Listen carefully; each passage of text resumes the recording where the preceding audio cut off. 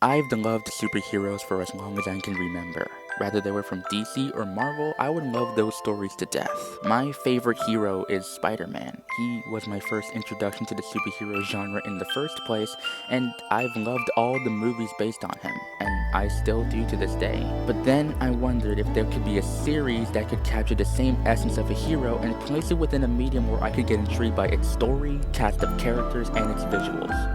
Enter My Hero Academia, an anime and manga series created by Kohei Horikoshi and published in Weekly Shonen Jump. It's about a young boy in a world filled with superheroes, but said boy has no powers of his own. That is until he meets the number one Japanese hero, All Might, who grants him his powers and goes to a school where he trains to become a hero and save everybody with a smile.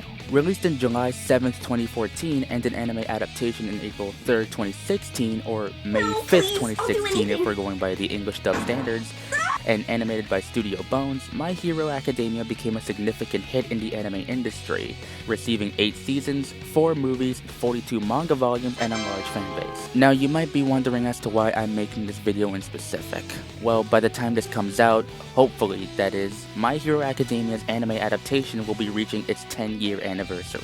And I wanted to create this video as both as a retrospective on the series and a thank you letter to its author, Horikoshi. This video isn't meant to be a debate about the quality of the show either. I'm aware of its flaws, that's for certain. But the show has done so much good for me that I feel like making a video about it just feels right. So I hope that's okay with the people here. Even though I started this series back in 2023 when I was around 15 years old, I do want this video to be a gift to the MHA lovers out there as well. Or at least people who've tuned into MHA but never became hardcore fans of the show. Whichever one you are, that's perfectly fine. I'm not gonna judge you. MHA is about heroism, hope, optimism, and empathy, and Horikoshi greatly executes all those ideas and more with his cast of characters. Ever since I started My Hero Academia, I was fully prepared to dunk on Deku mainly because people online were giving him flack as a protagonist. So I went with what they said and decided to watch episode 1 ready to roast him just like everyone else. But after watching all of season 1, I felt like the hate towards him wasn't all that justified. And my mind started to change when I kept watching Deku's actions and his relationships more and more. So much so that I immediately regretted ever wanting to dunk on the guy. I felt like I wanted to dunk on Deku because everyone online was doing it, so me being the dumb kid hopped on the bandwagon. But just by me watching the show, like actually watching the show, Deku isn't really that bad. Deku's character is genuinely heartwarming to watch and really easy to root for. It's not uncommon for a protagonist for any kind of show to be kind and compassionate to others, but I feel like what makes Deku stand out even further is like, well, in terms of how he's represented and written, is he's more human with human flaws and traits. He was constantly bullied, teased, and picked on by his peers, felt like his dream wasn't realistic enough, and had his dream shattered even further when his idol All Might initially told him that he can't be a hero without a power. But after attempting to save his bully Bakugo with his body moving on its own, All Might eventually changed his mind about him and decided to give him his quirk, One for All. I feel like what makes this moment so perfect is Deku's reaction. Him falling on his knees and sobbing his eyes out, knowing that he finally got to achieve his dream and it was literally staring at him dead in the face. The opportunity. How could he possibly waste something like that? After years of bullying, societal rejection for being quirkless, it left him vulnerable and insecure, but hearing those words from All Might, Deku could finally live out his fantasy and turn it into a reality. And even after he got One for All, he never became cocky or arrogant. Instead, he remained humble, shy, nerdy, and empathetic to a fault. The latter was because of his former outcast status, which put him profoundly compassionate. And even towards the villains or people who hated him, he sees the humanity and pain in others where mostly people see threats. These flaws aren't erased for coolness, they mature into his strengths. His empathy fuels strategic insights and his analysis lets him outmaneuver stronger opponents. His true motivation isn't just be the strongest, it's to save others while smiling. Inspired by All Might's unwavering hope, he consistently figures out ways to be like his idol. But as the show progresses, Deku surely becomes his own hero. However, the pressure and expectations to wield a powerful quirk can come at a cost. Even at 16, it caused dissociation and isolation, or even destroy one's health to protect others. In Season 6, the Dark Deku arc is pretty much my personal favorite arc within the series, at least one of my favorite arcs. It shows Deku at his lowest, pushing his self-sacrificial nature to a breaking point while revealing something more darker, a more hardened version of the character fans rarely see. His decision to leave UA to protect his classmates, as well as telling All Might that he's fine hunting villains on his lonesome, reveals his core flaw: extreme empathy and martyr. He believes that if he fails with everyone around him, he'll drag them down to the bottom, so it's better to bear that burden by himself. Although he keeps using One For All harder than ever, unlocking multiple quirks, he barely sleeps, eats, or showers. But even if that arc showcases his flaws, he still wants to reach his hand out to Shigaraki for a chance at saving him before it's too late. Now, here's why I personally resonate with Deku. I, too, was heavily bullied. Ever since I was a kid, I was the outcast in every class I was in, from elementary school all the way up to high school. And feeling like you're behind people who you believe are better than you and you can't keep up with them is something I feel like was well executed from Deku's perspective, because I've been in that situation myself. Hell, I'm sure everybody's been there too. All the pressure and expectations placed on me as a kid also mirrored Deku's burden of wielding One For All. And I know I'm saying this about a character that's entirely fictional, but I've always felt like Deku was a person that I can see myself in, a person that's been struggling with so much but kept going for the sake of the people around him. And his impact on hero society shows how much he's accomplished ever since he defeated Shigaraki and All For One. Izuku Midoriya isn't a perfect hero, but at the very least, he's a human one. I feel like there's several people that have hated Bakugo ever since MHA started. Trust me, I was part of that crowd too. And while he does get great character development later on, the influx of people that still try to rag on him by bringing up that he's an asshole from earlier seasons is pretty common. Understandably, I get where those complaints are coming from, but I do believe acknowledging the character's changes are just as, if not more important than his past actions. And in Bakugo's case, I think that's more fair. Katsuki Bakugo started off as a bullied character and a dichotomy to Deku, being aggressive, arrogant, egotistical, and hated Deku, a person who he sees as weak and annoying. He mocks and threatens Deku constantly, calls him worthless, and gets furious when Deku gets into UA too. And whenever Deku keeps succeeding, Bakugo gets more and more hyper-competitive, trying to prove himself. He says exactly what he thinks, no sugarcoating or anything. If he tells you he's weak, he's gonna tell you he's weak, and if you're improving, he'll grudgingly admit it. Overall, he's a pretty blunt guy, but I do think what made his character slowly start to shift was after he got kidnapped by the League of Villains. After seeing All Might retire, which he blames himself for, he starts facing his mistakes. He apologizes in his own angry, roundabout way, and begins to see Deku as a rival instead of a punching bag. His apology in Season 6, his near-death experience in Season 7, and his final moments in Season 8, all of that shows that even though he can be an asshole, he knows that acknowledging his flaws can help him become stronger. He's messy, flawed, and real. His growth feels earned because he keeps his rough edges while becoming undeniably better. In the end, Bakugo is proof that you can be a loud, angry jerk and still turn into a true hero, as long as you face your weaknesses head on and keep pushing forward no matter what. Shoto Todoroki is one of those characters that starts off feeling almost unreachable, cold, distant, and wrapped in this heavy silence that makes him feel like he's carrying the whole weight of the world on his shoulders. From the very beginning, he's introduced as this prodigy with insane power, but you can tell right away that something's deeply wrong. He rejects half of his quirk, his fire side, because it's tied to his father, Endeavor, who abused him and his family in pursuit of creating the perfect hero. Shoto was basically engineered as a tool for his dad's ambitions, raised in a home full of trauma, control, and emotional neglect. That kind of upbringing left him emotionally shut down, refusing to use his flames because accepting them felt like accepting his father's legacy or giving into the pain. I remember watching the sports festival and feeling that tension build. Shoto's fight with Deku is not just legendary, it isn't just for action, but because Deku forces him to confront his resentment head on. Deku refuses to let Shoto hold back, pushing him to use his full power and realize that his flames aren't his father's, they're his own. That moment where Shoto finally releases his fire, crying out in pain and realization, is so raw. It's the start of him reclaiming his identity, deciding to be his own hero instead of a rejection of someone else's dream.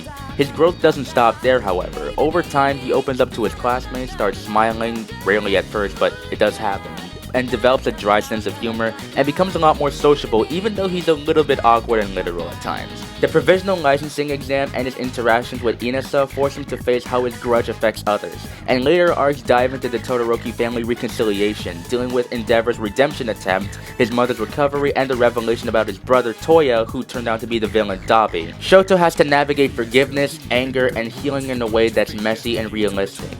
He doesn't magically erase the trauma, he learns to move forward while acknowledging the pain. What makes Todoroki stand out is how his arc is about breaking free from expectations, both the ones imposed on him as a child and the one he imposed on himself. His flaws, emotional walls, and internalized hatred turn into strengths. His introspection makes him thoughtful and strategic. His dual nature gives him unmatched versatility, and his quiet compassion shines through in how he supports his family and friends. By the end of the series, he becomes the number 2 pro hero, carving his own path separate from his own father's shadow. Personally, Todoroki resonates because I felt that pressure of living up to or rejecting someone else's vision for my life, feeling like parts of myself were tainted by bad expectations and experiences. Watching him accept both sides of his power and still choose heroism on his own terms is pretty inspiring. He's proof that you can become a broken foundation and still build something strong and beautiful. Shoto Todoroki isn't flawless, but he's a hero who fights his own cruel fate and wins. Ochako Uraraka comes in like a burst of sunshine, cheerful, bubbly, always trying to keep things positive even when life isn't easy. Right from her introduction, saving Deku during the entrance exam, you can see her kindness and quick thinking. But her initial motivation is grounded in something very real. Her family struggles financially, running a small construction business that's rarely scraping by, and she wants to become a pro hero to make money and support her family while giving them an easier life. It's a practical, selfless goal wrapped in her upbeat personality, and it makes her instantly relatable. Early on, she gets flustered around Deku, her crush is pretty obvious, and there's this fear that she might be pigeonholed as the love interest in a Shonen Jump anime. But Ochako grows way beyond that. Her fight against Bakugo in the sports festival shows her grit. She strategizes, pushes her core to the limit, and refuses to give up even when she's outmatched. She realizes that she's been relying too much on others, especially Deku, and decides to stand on her own, training in martial arts with Gunhead and becoming a capable close-range fighter. As the series progresses, her arc deepens into something profound. She shifts from who saves people to who saves the heroes. Seeing Deku and others push themselves to breaking points, carrying invisible burdens, makes her question the cost of heroism. She becomes more decisive, stepping up in crises like the Shiehei Saikai raid, carrying Night Eye to safety, and the final war with her quirk awakening lets her handle massive threats, as well as her confrontation with Toga is emotional and intense. Ochako learns to take charge, overcome hesitation, and extend empathy even to villains, seeing their pain and trying to reach them, similar to how Deku tries to reach Shigaraki. Her growth feels earned because she keeps her core warmth while becoming stronger, more independent, and more aware of the emotional side of heroism. By the end, she's not just sending money home, though she still does, she's advocating for court counseling and helping kids navigate their powers, turning her experiences into broader good. Ochako hits close to home for me because she's driven by family and quiet determination, wanting to lift up the people who raised her, even if it means sacrificing her own comfort. She's optimistic without being naive, kind without being weak, and so much more. Ochako Uraraka shows that heroism isn't always flashy battles. Sometimes it's the empathy that asks the hard questions and resolve to act on them. She's a hero with heart, and that's her greatest strength. All Might, real name Toshinori Yagi, is the ultimate symbol of peace. The smiling giant who always wins with a grin and a thumbs up. But beneath that larger-than-life persona is a man who started off as a quirkless kid dreaming of heroism in a dangerous world. He inherited One For All from Nana Shimura, trained hard, and became the beacon everyone needed during chaotic times. His optimism, charisma, and sheer power made crime drop dramatically. People felt safe just knowing he existed. Yet his arc is about the cost of being that simple. After his injury from All For One, he could only fight for limited bursts, hiding his weakened form and pushing his body to the brink. He carried the weight alone, afraid that if the symbol cracked, the society would fall apart. Deep down, he struggled with doubt, wondering if the Mask of All Might was ever real, or if he was just playing a role while the real Toshinori faded. Seeing a quirkless boy act heroically reminded him of his younger self and why he started. He passes on One for All, becomes a teacher, and learns that true heroism isn't one person bearing everything. It's inspiring others to stand up as well. His retirement forces him to confront his vulnerabilities. Depression after losing his power, guilt over not doing more, and the fear that his era ending means chaos. But he grows into a mentor role, guiding Deku and the next generation, admitting he wants to live and not just survive. Key moments like his final stand against All for One, his fatherly bond with Deku, and accepting help from others show his evolution from isolated symbol to someone who values connection and legacy over solo strength. His flaws, stubborn self-sacrifice, hiding pain, and over-relying on his image become his strengths. His endless optimism inspires hope. His experience shaped better heroes, and his humility lets him pass the torch. All Might resonates deeply because he represents the pressure of being the strong one, always smiling through pain for others' sake. I've felt that weight of trying to be unbreakable for people around me, but his journey shows it's okay to let others carry some of the load, to be human behind the symbol. Toshinori Yagi isn't invincible anymore, but he's a true hero who taught the world and Deku that anyone can smile and save others, even when broken. Tomura Shigaraki, born as Tenko Shimura, is probably one of the most tragic, layered villains in any shonen series I've ever seen. From the moment he scratches his neck and talks about wanting to destroy everything, you can feel this raw, festering hatred that's just not evil for evil's sake. It's pain turned outward. His backstory hits like a gut punch. A kid with a loving family accidentally awakens his decay quirk by touching his dog and then his sister, panicking and disintegrating his entire household, including his father who abused him in that final moment. All for One finds him in the streets, broken and alone, and molds him into the perfect successor, feeding that trauma into a philosophy of total destruction. Those hands he wears, they're the literal remnants of his family and his first kills, constant reminders of what he lost and what he became. Early on, Tomura feels like a petulant man-child throwing tantrums, but as the series digs deeper, you can see how much of Tomura Shigaraki is a construct All for One built on top of a scared, grieving boy named Tenko. His growth as a villain is terrifying because it's authentic.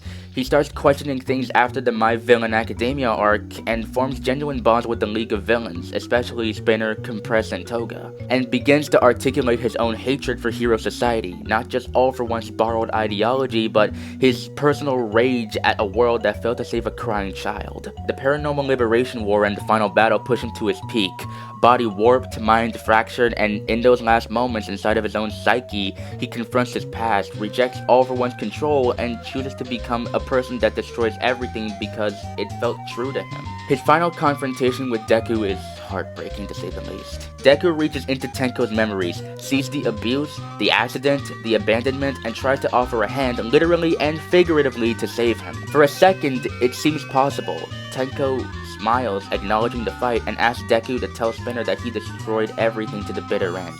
Or tried to, at least. But his body crumbles to dust after All for One's vestige is finally erased, and Tomura dies on his own terms, not redeemed in the classic sense, not turned good, but freed from being anyone's puppet.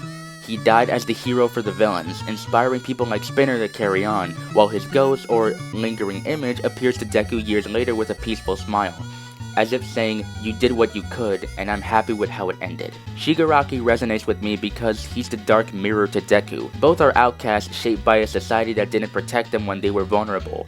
Both driven by a desire to change the world, but one chooses hope and connection while the other chooses destruction and isolation. His arc shows how trauma can twist someone beyond saving, not because they're irredeemable, but because the damage runs too deep and the manipulator too strong. Yet even in defeat, he finds a kind of peace and authenticity. Tomura Shigaraki isn't a monster you can easily hate. He's a reminder that some people are failed by the very heroes that are meant to protect them, and sometimes reaching out isn't enough, but it still mattered that someone tried. A superhero at its core isn't defined by flashy costumes, overwhelming power, or the ability to punch through buildings, though those things can certainly be part of the package. In the world of My Hero Academia, and in the stories that first captured my heart as a kid, a superhero is someone who chooses to act when others won't. It's the person who rushes in to help, even when it's not their job, even when it's dangerous, even when no one is watching. All Might captured that perfectly with his simple, profound line, "Meddling when you don't have to is the essence of being a hero." That idea stuck with me ever since I first heard it. Growing up on Spider-Man and the classic Marvel and DC heroes, I always saw superheroes as symbols of hope.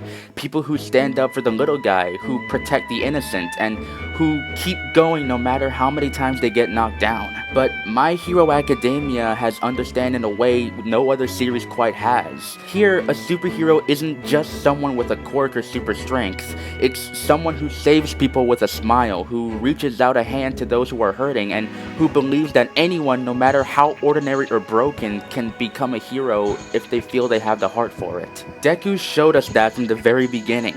Quirkless, small, constantly told he couldn't do it, he still moved without thinking to save Bakugo from the sludge villain. That moment wasn't about power, it's about pure instinctive heroism. All Might saw it too, that selfless drive to help others even at great personal cost. And as the series progressed, we learned that true heroism often means carrying burdens quietly, pushing through pain and still choosing to smile so others can feel safe. It's about empathy as much as strength, seeing the humanity in villains like Shigaraki, trying to understand their pain instead of trying to just defeat them, and fighting not for glory or revenge, but so that everyone can live with a smile. The series also teaches that being a superhero comes with real costs. Deku's body breaking from One for All Might's hidden injuries and eventual retirement, Todoroki's family trauma, Ochako's quiet determination to support her parents while growing into her own hero. These characters show that heroism isn't glamorous all the time. It can mean exhaustion, doubt, sacrifice, and even losing the very power that made you special. Yet, they keep going because the alternative, standing by while other people suffer, is unacceptable. Kohei Horikoshi himself has reflected on this over the years. Early on, he saw heroes as larger-than-life figures like Goku or other manga legends, people on a completely different level, but as he grew older, his view shifted, knowing that anyone can be a hero.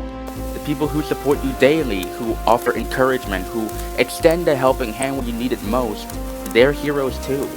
That evolution mirrors the story's heart. By the ending, Hero Society changes not just because of epic battles, but because people are starting to reach out, providing court counseling and addressing the pain that creates villains in the first place. For me personally, this definition hits close to home. Like Deku, I felt like an outcast at times, wondering if I could ever measure up or make a real difference. But My Hero Academia reminded me that you don't need to be the strongest or the flashiest. You just need the willingness to act with kindness and courage when it matters. A superhero is someone who meddles for good, who saves hearts as well as lives, and who inspires others to stand up as well. In the end, a superhero is hope made flesh. It's the belief that even in a world full of quirks, flaws, and darkness, one person choosing to smile and reach out can change everything. Whether you're All Might at his peak, Deku at his lowest, or just an ordinary person trying to do the right thing, that's what makes a superhero. And that's why these stories will always matter to me. Horikoshi had two mangas before My Hero, Umaga Dokizu and Barrage, both of which were cancelled due to low readership in Weekly Shonen Jump. And then My Hero was created, and I'm positively sure that if the manga never reached the popularity it has now, it would have been cancelled just like his other past work. It's only a miracle that the series even managed to get off the ground and receive an anime adaptation literally 15 months after the manga was serialized, which, by the way, is relatively quick for a manga to be picked up for an anime when compared to other Shonen Jump mangas before it. And if we're talking about My Hero Academia's anime, Studio Bones has done a phenomenal job adapting Horikoshi's story into animation. From seasons 1 to 8, the 4 movies, and the OVAs, they've done great work with his world and characters. The amazing performances from both the Japanese and English voice actors, to the artists, to the animators, and the music composers, these people did not miss a single beat at all. It's also due to My Hero Academia that I decided to watch other anime and it made me fall in love with Japanese art as a whole. You could pretty much tell that in my artwork I've posted on Twitter and Instagram. And so, here I am. talking about My Hero to this very day. And even though things in my life can have its ups and downs, I'm still here. And whenever I feel down, and if I feel like I can't do anything, and if I feel like giving up, I won't ever, ever forget the words that made me love anime and My Hero Academia. Young man, you too can become a hero.